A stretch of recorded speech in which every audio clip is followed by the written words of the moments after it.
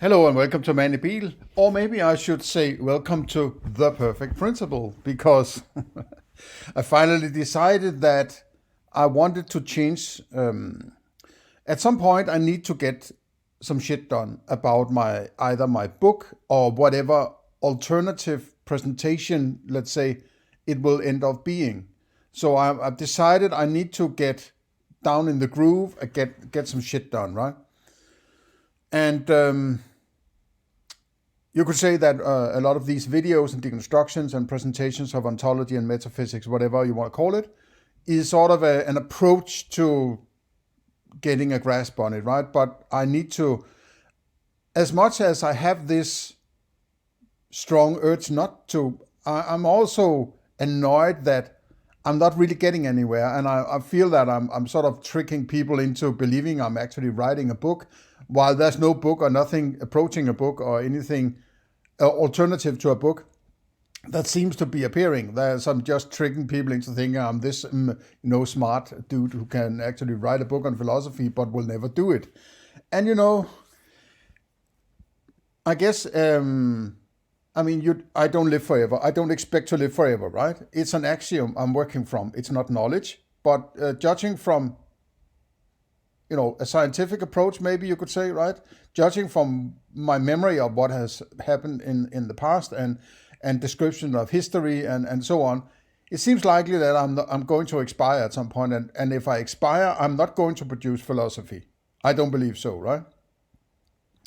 And I'm not getting any younger, right? I'm approaching what I expect to be the last third of my life. And I'm possibly already have already taken a bit of a chunk of that third part of my life, depending on how long I expect to live. And one of the things that I'm reminded of here, getting at the far end of my life, right, is that I used to smoke tobacco in my youth or my younger days, and this has probably not help further the scope of my living, right? I was reminded I saw a documentary or a video about Robert Palmer, who was a sort of a rather sort of a top of the pops kind of pop artist who was who's most famous for some 80s pop synth pop music, right? Most notably, maybe "Addicted to Love," which is sort of has a famous video with some hot chicks in it, right? But he died very suddenly in the 90s, or was it early 2000s? But I think either late 90s or early 2000s. But he was very young still. He started out in the 70s and got famous in the 80s, and then sort of burned out in the 90s, right? And it's sort of this. I was reminded that people didn't understand. It was sort of a surprise that he died, but he smoked sometimes up to 60 cigarettes a day, right? That's usually a symptom of something when you're smoking. It's not. I mean, if you're smoking that much, you are addicted. It's not because you enjoy smoking, right? I can tell you as much, right? I used to smoke cigarettes in my youth, but I also smoked the pipe, because that was the way to enjoy tobacco smoking. I mean, I didn't like, let's say, cigars. I always found the smell and the taste to be weird, right? And I don't know why it's supposedly to be considered very masculine to smoke cigars, but not smoking a pipe, right? So maybe I should get a Gandalf hat and some, the long pipe and some, what's it called? Long bottom leaf. That would be cool, right? But pipes has always been, never mind about smoking, right? I don't want to go into those kind of anecdotes. But it's probably not going to help the duration of my life, right? On the other hand, I'm quite healthy in my living. I don't drink alcohol. I don't eat a lot of sugar. I I'm fairly sort of youthful in my. I'm healthy. I'm not don't have illnesses. I do a little bit of jogging, and I try to keep decently healthy, right? And I'm approaching 60, so I hope I come across as somebody who's fairly. If I look like some kind of half-dead zombie, right? It wouldn't come across as somebody who's together, right? So if I think that it's impossible to avoid people judging you by your appearance in some way or another, right? How you express yourself, how honest you come across, how healthy and together you come across, right? It's like if somebody wants to sell you a health course or something like that, and they look like Jabba the Hutt, you're probably not going to buy that health course, right? It might be fine, but there's just something about the connection between the seller and the product, right? So why was I going into this tangent? I'm not sure. It's about it was about the change of the channel name, right? I changed it to The Perfect Principle, which is sort of it has been the title of my book for going on 7 years or something like that, right? And it sticks because it also reminds me that I have to go all the way. The perfect principle is my terminology for, it's another way of saying a moral principle, right? It's the principle to rule all other principles, to stay in a Lord of the Rings metaphor, right? And I don't mean it in this sort of Sauron manner, but there are no other principles that can overrule the moral principle. Otherwise, it's not a moral principle, right? There's no argument that can go in, unless, of course, it's a stupid philosophy that is underlying that's the crux of it, right? So it's that perfection of a principle that you can possibly never reach, right? If it's too detailed, there's probably something missing. There's a detail missing. And if it's more in a generalized manner, it has to be open to interpretation. So you can't, in this Kurt Gödel, fashion of you. If you want detail, you're probably missing some grand picture, right? And if you have the grand picture, you're probably missing a detail, or something like that. So a principle can never be perfect. But you have to approach it somehow. You have to have an idea where you need to go, or your philosophy, the quality of your philosophy will point in that direction, right? And there's also the problem of presenting philosophy, because as I keep saying, philosophy is not what I'm saying here. When you're listening, you're not listening to philosophy. You're listening to my presentation of my philosophy. It's sort of secondhand in a way, because the philosophy was the thinking I did before I presented it, right? If I mention I baked an apple pie, that mentioning those words, those terms, is not the apple pie, right? In the same manner, in the same metaphor, philosophy is not what is in books or in YouTube videos. It's what is in somebody's mind, to use the term mind, right? In the catch-all term. It's a phenomena in that person's mind, the category term, right? That is presented or transmitted, that you have to observe, or somebody has to observe, right? Or register and interpret and compare and so on, right? So it's a long stretch of transformation and transposition and what's it called? Transducing, right? So you're changing it from one, transmission form to another into something you compare to your own philosophy, right? So the principle is a part of that transmission, and it's somebody might be lost in transduction or in translation and so on, right? There's a reason why some people learn the language of the philosopher they're reading. Some people learn German in order to read Nietzsche in German or Kierkegaard in Danish, for instance, right?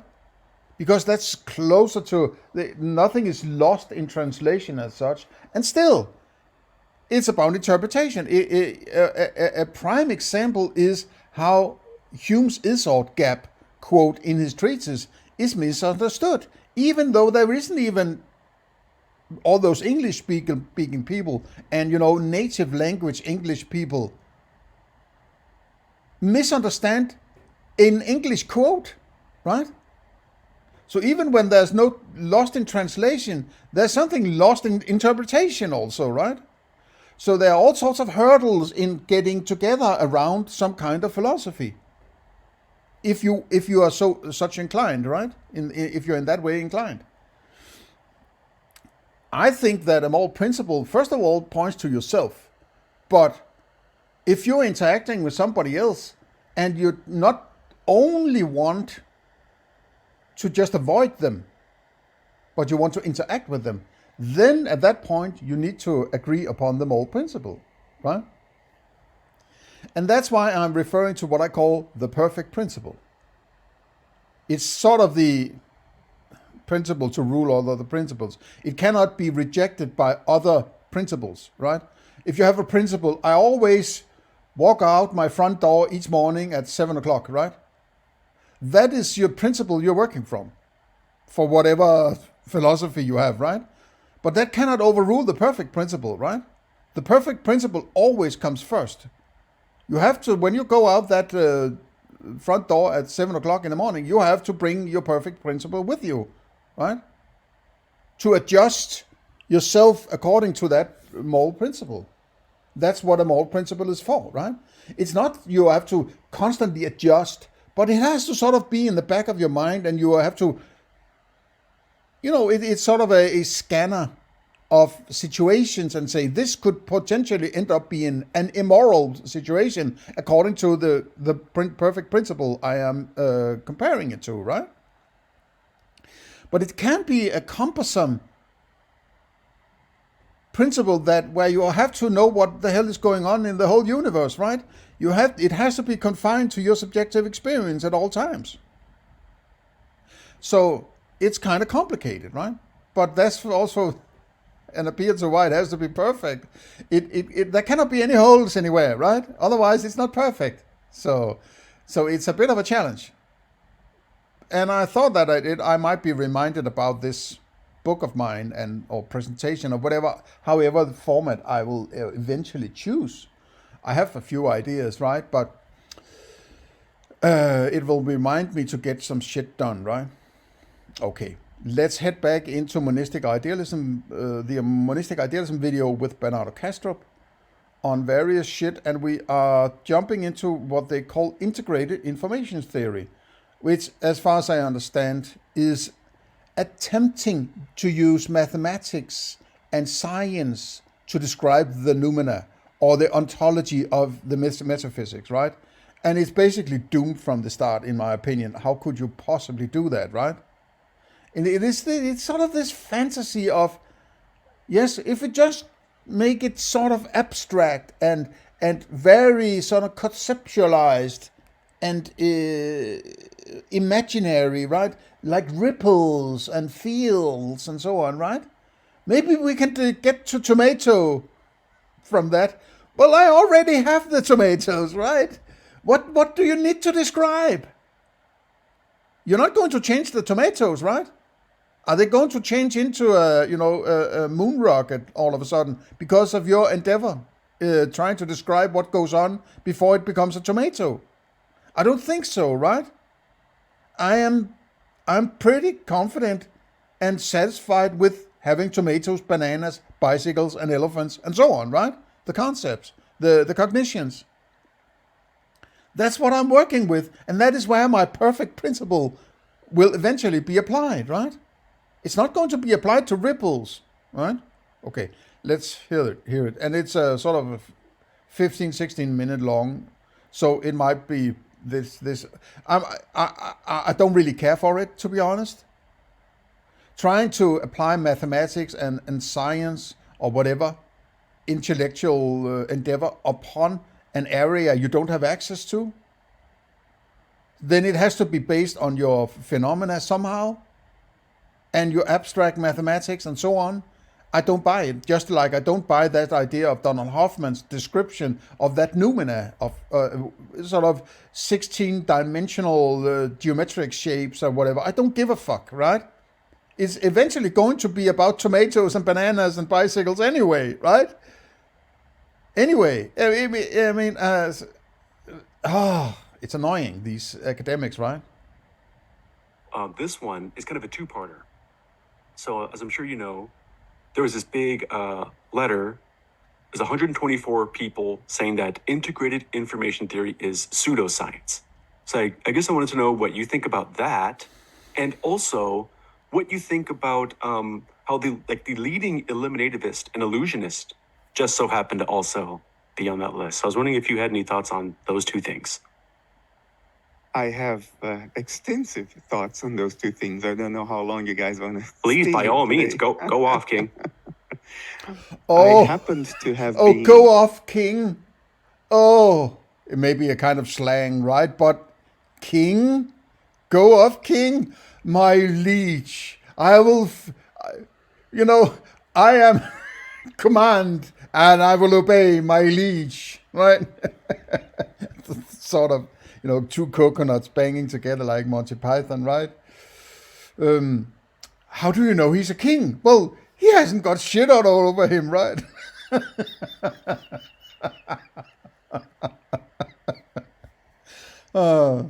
Bring out your dad.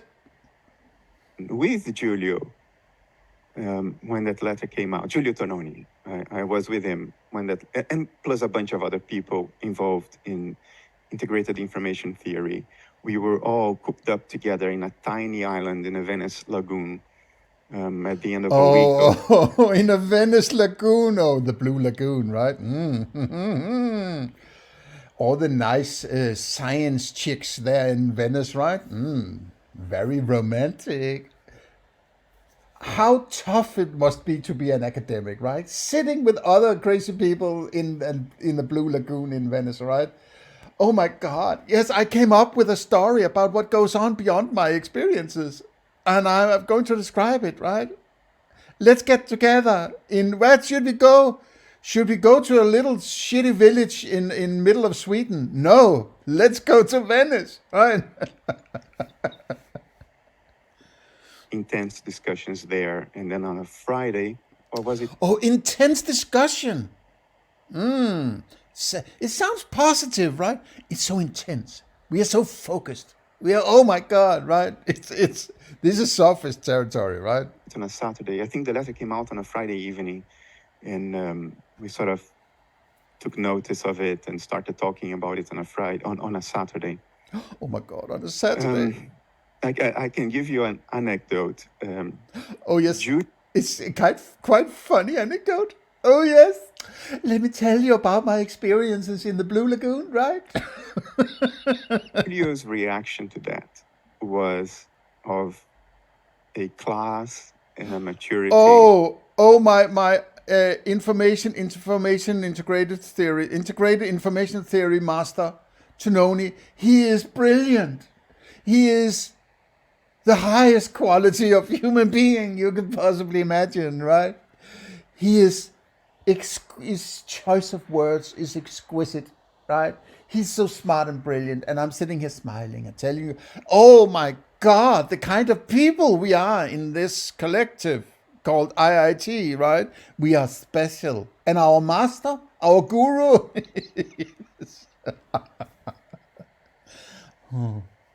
that I didn't think possible for human beings. Oh my God, he's closer to God than anybody else, right? He is the left hand or the right hand even of my mind daddy, right? He's even better than I am, right?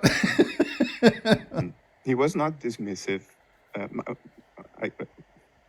I would have to have shot a video and show it to you. Oh my God, my guru is so... Words doesn't suffice to describe how much I love my IIT guru. And he's so, he's so virtuous, right? He's not, saying, stupid like I am, right? Or, screw you or something like that, right? No, no, no. He's a very nice dude, right? He's not a little gnome that I am, like I am, right? For you to understand what I mean. He was not phased. Let me comment first not on the substance of the science involved, but on... Yeah, the science involved, right? He has explicitly said somewhere else in one of all of these videos he does, in these 2, 3, 4 hour long videos, right? Just like this one. There are a bunch of them on YouTube, right? That science deals with the dashboard and how shit moves about and try to predict what goes on the dashboard. And then he says, yeah.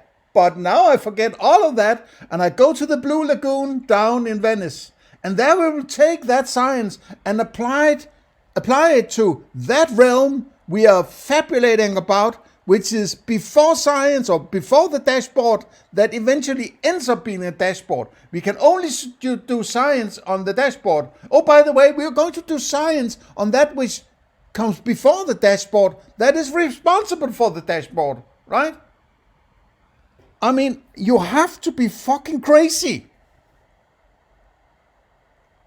What is it with these people, man, right? He's so concerned about all these bad argumentation of materialists and so on. Yes, I agree. Physicalism is stupid, right? When you realize it, when you first realize it. But then he goes and takes the method of predicting the behavior of the dashboard to apply it to what goes on before it becomes a dashboard, which is in itself an imagination. How can he be this stupid? I don't understand how he can be so deluded, right? I don't understand it. What's the matter with these people? I actually have I am not an illusionist or all these materialists or physicalists who were probably this apparent, was it open letter to, maybe I should find it and react to it, though I don't understand exactly what integrated information theory, but it is called theory, right? That's an appeal to science. Information is how are these, what cognitions are there, and does that insight have any bearing on what I want and what I need, right? It's information if I'm going to, again, the grocery store, right? And I'm looking for tomatoes, then information to me is tomatoes. That there is a piece of dry pasta lying on the floor. When I walk down the aisle to find the tomato, you could say it's information, but it's not information in the sense it's not what I'm looking for, right? You could say it's an observation or it's a cognition, but it doesn't necessarily become information, because information are facts that I'm interested in. That's what upgrades it to information. Otherwise, what is important is drowned in all that is not important, right?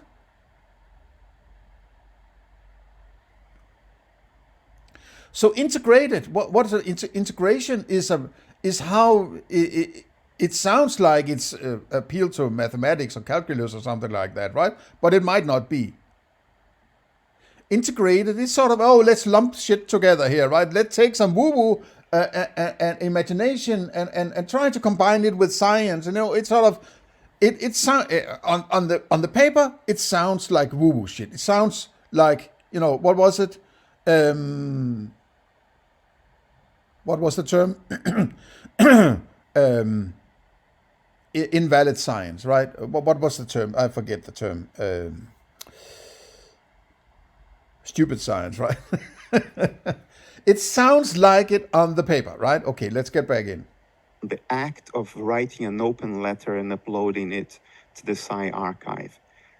This is not how scientists communicate to one another. Scientists, Why? Why not? It's an open letter. It's a statement, right? We don't. It's an appeal to. Not so. It's sort of it's a rather than the academia being this club that you have to be a part of, or you're not in the club, right?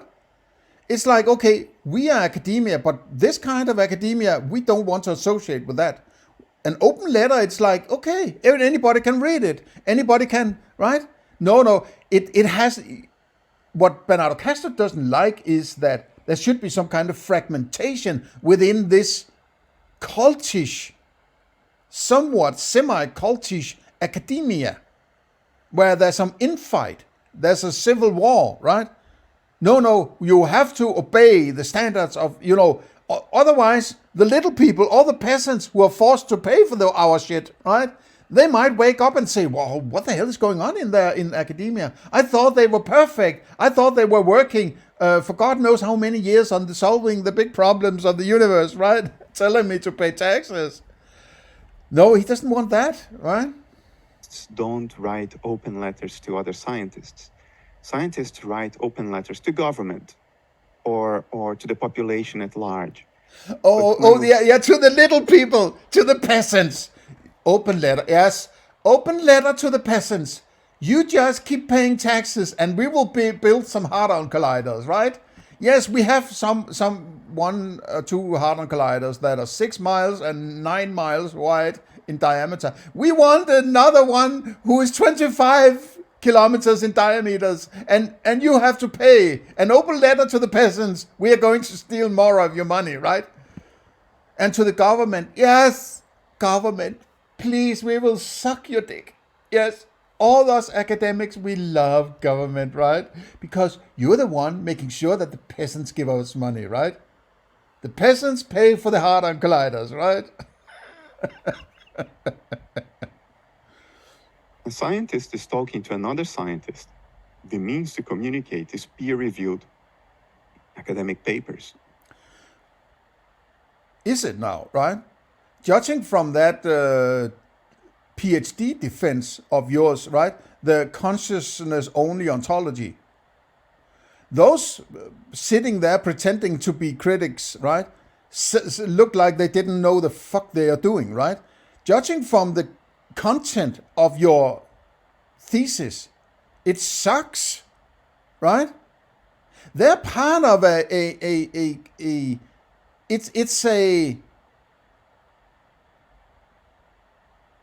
it's kind of a cult, right? It's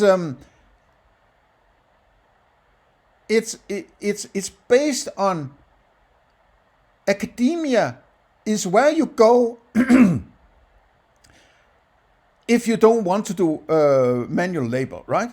You can go to academia and pretend that you're going to solve the problems of the peasants, right? And then you just have to say, yeah, we're working on it, right? Yeah, we're still working on the hard problem, right? David Chalmers presented something that has already been known for hundreds of years, the hard problem, and say, hey, hard problem. And people say, oh my God, he has reinvented the problem we thought we had gotten rid of, right? And he's still trying to solve the fucking hard problem after 30 years, man, right? They're not going to get anywhere. That's the whole ideal with academia. They pretend to be solving problems and keeping people out who are actually able to do it within somebody's lifetime, right? Peer-reviewed it has been, checked by the cult, right? That's how the thing is done. So it was already alarming from the get-go, that letter, because of the very form it took, an open letter uploaded to the archive.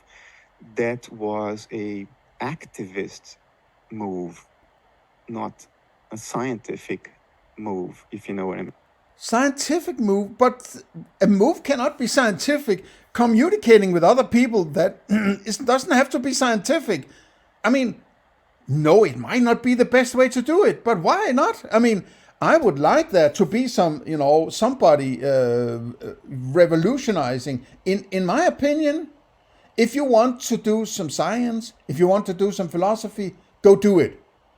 But don't force people to pay for your shit through government or any other kind of violent institution, right? Go be independent. Go do your shit, right? And I guess I'm, it's a kudo to maybe Bernardo Kastrup that he's sort of working from private money, right? As private as they can get. The government is always involved somewhere, right? And I think it's,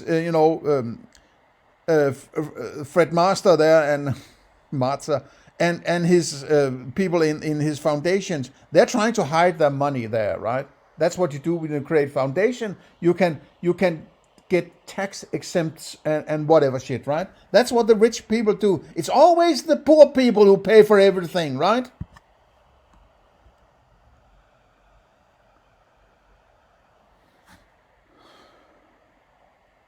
So the government is just around the corner, right? And of course it is, because, I mean, I know that. And even Essentia Foundation, when I made my first deconstruction of analytic idealism, I got a memo, an email from their lawyers that if I proceeded doing it that way, I did it, I should expect to get a gun to my face, right? That's why he doesn't like it. Because if academia dissolves into something that is more like free market or freedom based, all the shit that he wants, everybody, all people, somebody like me can get somebody's ear, right? But they don't want that. They want mind control using academia, right? And gatekeeping. So the peasants shouldn't be able to access it, right? They just have to, the only access is that they can get our money, right? So they don't have to go out do the manual labor those who are paying are actually having to do, to a large extent. So they can sit there and circle jerk each other and smell each other's farts, right? I mean, it came across to me as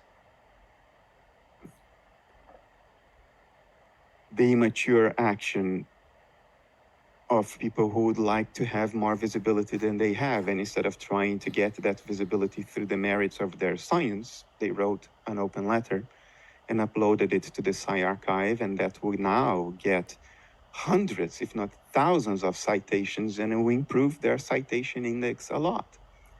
I think you do that when you feel frustrated because you're not succeeding according Oh to man, right? the Well, how about addressing the content of it, right? Rather than say it's because you should throw these ad hominem at me, right? It's because they're like little teenagers who have their soft eyes stolen. Yes. And they're just saying, oh, right? Oh my, this is academia, right? They're basically little children, right? Who's afraid of the world. They want to hide away. They don't want to confront reality, right? They want to live in their academia cloud castles where everything in the Blue Lagoon down in Venice and everything is bliss, right? Yes, they don't want to work in construction work or something like that, right? Because they have, 10 thumbs, right? practice of science. There is no theory out there, no theory of the contents of consciousness, as opposed to the theory of consciousness. That's how I prefer to characterize IIT. There is no theory out there that has the same theoretical foundations, the same mathematical instrumentation and elaboration. Okay, so it's science. It's trying to apply science to Immanuel Kant's noumena, right? Or what it goes on before it manifests as phenomena. I mean, it's ridiculous, right? It's like saying that I'm going to blow air into the tires of my car before I have invented tires. something like that, right? That's the level of stupidity. Mathematics, science is confined to the concepts or the cognitions on your so-called dashboard, right? Up here, my ontology, that's the dashboard. Ontology is a description of how it functions on the dashboard, right? And science is a particular abstraction based on the rest of the dashboard. But that science or physics is also an abstraction within that ontology. And mathematics is something that is used in science and physics, right? And all sorts of sub-abstractions from that, like chemistry and, whatever, right? Then you can't take that out of that abstraction and say, I think there's something going on before it becomes ontology. Now I'm going to apply that method on that before it becomes that ontology on which I usually imply that method called science and mathematics. It is fucking stupid. You have to be wrapped up in some weird epicycles of imagination, imaginary stories about what is going on in order to validate that step. It is stupid. I mean, it's like I would hazard a guess that these people are saying we can't communicate with these crazy bastards, right? We have to write an open letter to them and say you're crazy, man, right? We can't go the peer-reviewed road because all that shit you're doing cannot be peer-reviewed because it's not science. It's pseudoscience. That's the term, right? You're doing something, you're applying science where you can't apply it. Morons, right? It doesn't matter how eloquent that guru of yours is. Oh man, he's brilliant. He's so virtuous, right? Same rigor that IIT has. Everything else is kind of hand-waving, vague, difficult to even formulate a test to try to falsify it. Now, IIT has difficulties in formulating tests as well, because it's difficult to formulate tests for any theories of the contents of consciousness, given our ability to only very coarsely measure brain states. To verify or falsify a theory, you would need to have a much higher resolution, both in time and in space.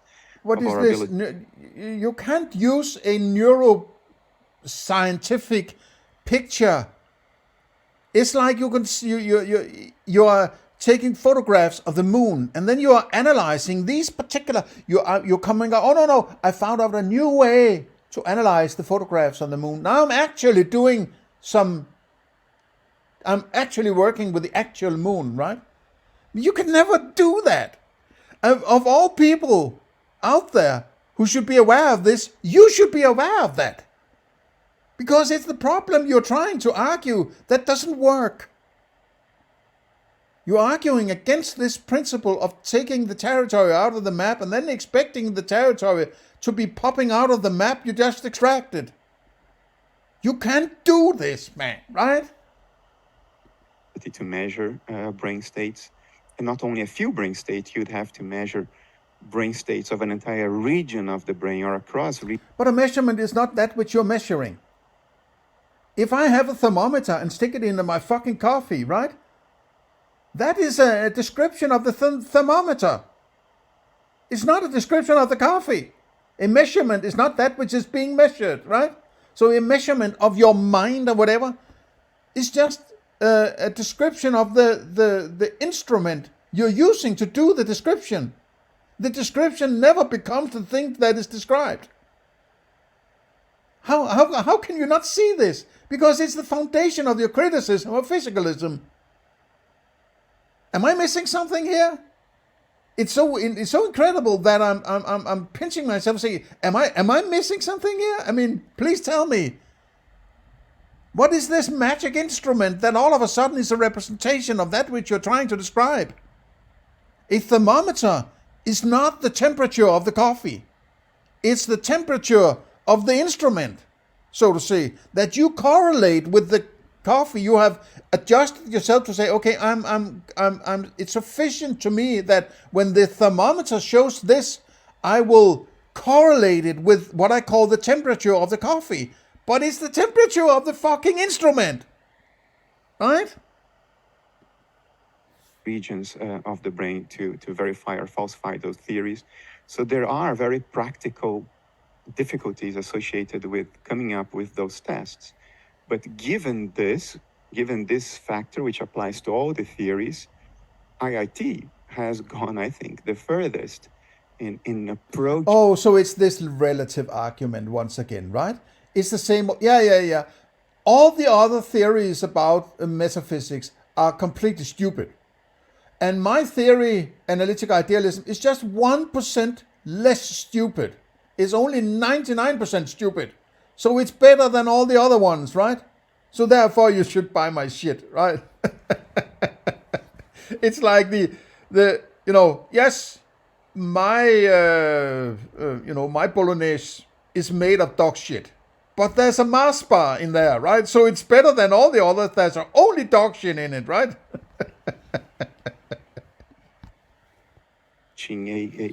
A sort of falsifiability. IIT, for instance, has predicted that because of the topology of neuronal interconnects on the parietal lobes on the sides of the brain, IIT has predicted they would be more associated with conscious experience than the prefrontal cortex, which is where everybody else thinks consciousness should be. And experiments have borne it out. That was correct. Now, we would like to have more refined tests, but then we have these practical limitations that apply to everybody. Okay, whatever, right? You can't circumvent your phenomena. You can't go and say, I have some phenomena. Oh my God, I came up with an abstraction. This abstraction is about an external world beyond the phenomena. Now I'm going to use phenomena to describe that which is beyond phenomena. It's stupid. You can't do it, and I'm not buying it, right? But at the end of the day, I'm like, okay, so at what point do we get to discuss whether or not taxation is theft, right? When do we get to that point? It seems that all of these 150 years of academics, there may be tens of thousands of philosophers, and nobody has just, lifted the lid on discussing whether or not taxation is theft or extortion or whatever the category would be, right? Why not? Nobody wants to go there. Why not? Because guns, right? Peasants have to pay. At what point do we get there, right? We're discussing what do we mean by money, right? Why do I need money? Why do I need a government to tell me what money is? Why do I always have to pay my so-called taxes in that money that system produces and have monopoly on those money? I have to pay those particular taxes in, right? Pay, quote. Why are none of these tens of thousands of philosophers discussing this? No. They're discussing in some, 16-dimensional imaginations about what goes on before tomatoes, right?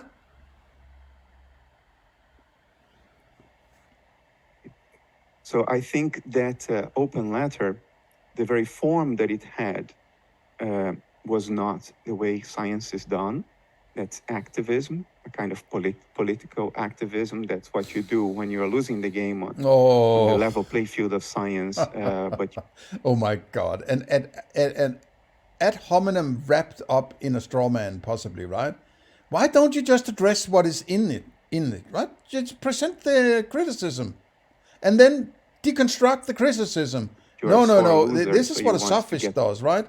He points fingers, right, and says, "Screw you," and you're stupid, something like that, right? That he's actually the little schoolboy who's stolen his mind daddy, right? Visibility some other way. I think content-wise, the letter had no scientific content. It was, I think, if I remember correctly, it was 4 or 5 paragraphs written like, Why? He's working interpretations. He's not addressing the actual content. He is quickly coming up with a story about what's going on, and that's what he presents to you. He wants you to understand the story. He wants to control the narrative, right? This is narrative control. This is a cultish approach. That's why I'm always doing deconstructions or something similar, where I say, this is what is written, this is what is stated. I'm reflecting on that. I'm reacting to that, so to say, right? No. He's not giving you anything about what is. You have to go there yourself. But you have already been impressed or inflicted by his storytelling of what is going on. So you have he is poisoning the well, so to say, so that when you go and read the actual thing, you have already been told how to understand it, right? That's what a master sophist does. Fuck you, man, right? A butthurt teenager who had his ice cream stolen and got angry. Accusations of pseudoscience that were not substantiated at all. Why is it pseudoscience? That was not articulated at all. Pseudoscience must be when you try to apply science where you can't apply science. It's sort of psychology when you start to scientism on psychology and reports of I have this feeling, I have, whatever, right? I'm not trying to downgrade psychology, but don't inflict mathematics and science on it, because science is about how the cognitions move about on your dashboard, right? That's science, that's physics, and it has to be confined to that. All other discussions about something else going on, that's not science, that's not mathematics, right? Mathematics arise from counting the elephants, right? There are 5 elephants. There are 5 tomatoes. It doesn't matter how many concepts there are of the same. There are still 5. 5 tomatoes is the same as 5 elephants in the sense that the number 5 is common to all of them. So you can extract the numbers. You don't need the concepts anymore. And then you can juggle around the mathematics all you want. You can create areas and volumes and whatever, number theories and so on. It's just... It's an abstract, imaginary juggling of ideas, right? But it all comes from physics. And because it's confined to physics, you can't apply it to your ontology at large or in some external world you imagine, right? That's why it's stupid. I would agree, from all I've heard so far, this is pseudoscience, right? It's science apply where it has no business being applied. But you have some fantasy about science being some universal thing you can apply to everything. It's sort of, you bring in science and everybody say, oh my God, they're bringing in science. I have to step down now, right? In that letter. So I looked down at it, and I had a good look at the people who... Yeah, you looked down at it? You looked down at it? What do you mean you look down at it? I'm sitting perched in my mind daddy's chair. Yes, I'm looking down at this. Wrote it. There was a Dutch person involved there who I had dealings with. Oh my God, a Dutch person I have been associated with. Now I have to. No, they're not working in the cult. They are trying to revolutionize the cult. We have to be careful now. You choose your academics wisely, right? With in the past, I paid very much attention to the names in there, because I think that speaks to one's... Like Stasi? Like the Stasi in East Germany? I paid very much attention. Whatever. Ethics and scientific integrity. And how that speaks to scientific integrity, I think I was clear enough in what I said before. But I think we should all take notice of that letter and who is behind that letter. Oh, so now, yeah. These are the bad people over there, right? They are trying to point out the shit we're doing is not valid, right? We have to, reject them. They are non-believers. They are heathens, right? I think it's a desperate attempt to get visibility in face of another. They have no argument. I don't have to present their arguments or anything like that. I can just frame them as they are losers. A theory that for very good scientific reasons is getting more and more traction. Now, I don't think IIT is a materialist theory of consciousness. I think it is a philosophically or metaphysically neutral theory of the contents of consciousness and how they come together to form the unitary conscious experience of a human being. What? And in that sense, I think it's the most What? Now I'm confused. What are you talking about? I mean, consciousness is a metaphysics, right? It's what is behind or before. It's why it is like it is. It's not what it does, but what it is.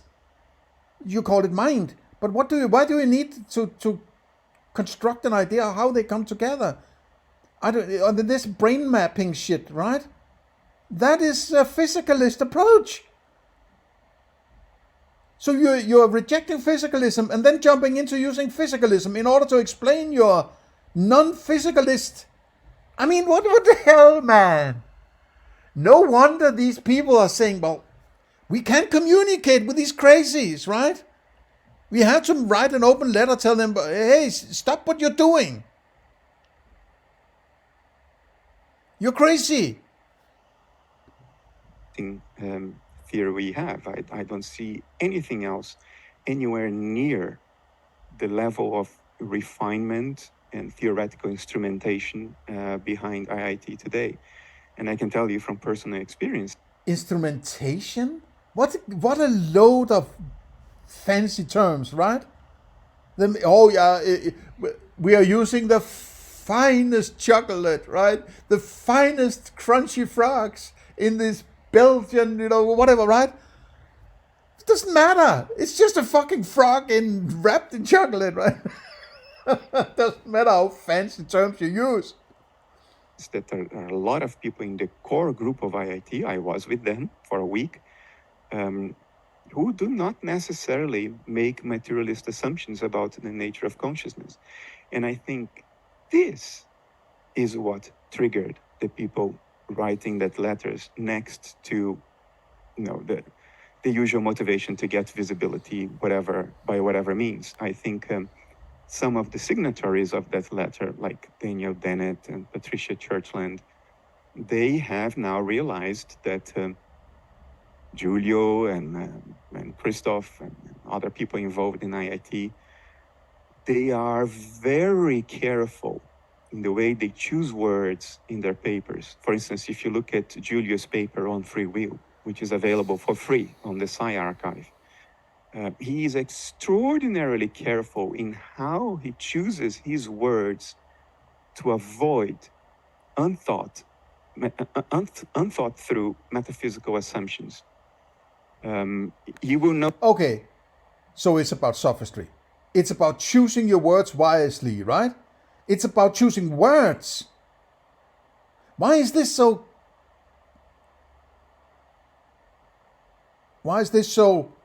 important to you? About choosing words, right? It alludes to a notion that most of what is going on with this idealism shit is how to use words. Words are important, but it's not it's the difference between making sure that you're not alluding to some meanings or semantics that is brought in by using terms and giving notions about what you're actually doing that are different what you're actually doing. You're choosing the words that describes as precisely your philosophy as you possibly can, rather than trying to avoid or trying to manipulate the use of the terms so people get the understanding you want them to get. that might not even be entailed in the actual philosophy you're describing. So that's the sophist. It's sort of the line between sophistry. It's a line between actual rigid philosophy or attempting to bringing in meanings using terms in the sophist manner, right? It sounds like sophistry to me. Notice it if you read it. To read that paper correctly, you have to see not only what he wrote, but what he's going out of his way not to write, what he's going out of his way not to say, because he doesn't have scientific grounds to say it. But you can't use science on a fucking metaphysics.